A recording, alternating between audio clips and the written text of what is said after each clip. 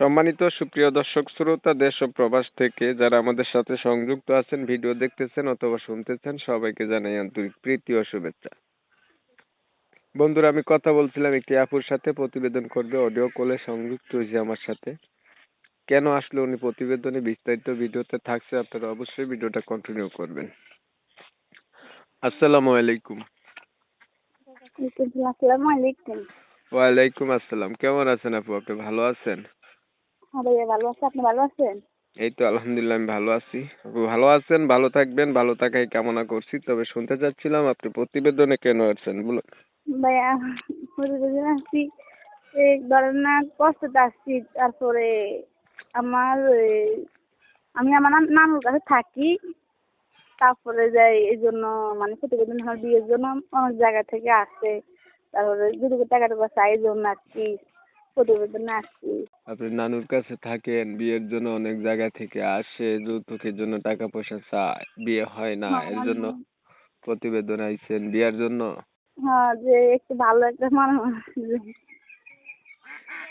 ভালো একটা মনের মানুষ হইলে বিয়ে করবেন। হাসতেছেন কেন? মনে এই প্রতিবেদনে নতুন নাকি? মানুষ কি পুরান থাকে নাকি? ও, এর আমি জন্য কখনো আসিনি।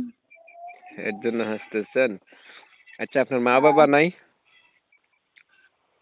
আমার বাবা নাই আর কি, বাবা চলে গেছে। আর আম্মু এক জায়গাতে বিয়ে হচ্ছে। আম্মু নেই। বিয়ার বয়স হয়েছে নি? আমার বয়স 17 বছর।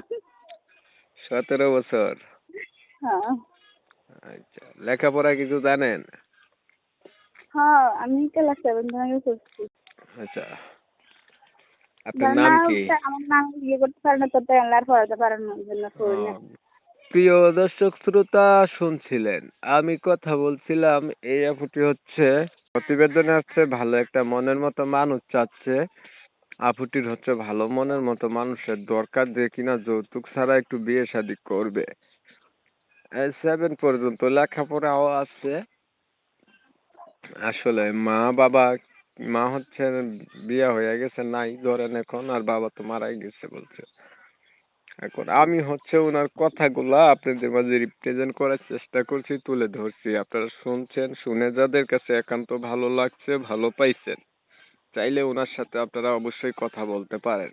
যদি ভিডিওটা ভালো লেগে থাকে, ওনার জন্য একটা লাইক দিয়ে রাখবেন, একটা শেয়ার দিয়ে রাখবেন, ইমো মেসেঞ্জারে ছড়াই দিবেন, আপনাদের মতামতগুলা কমেন্টে জানাই দিবেন। চ্যানেল যদি ভালো লাগে সাবস্ক্রাইব করে রাখবেন।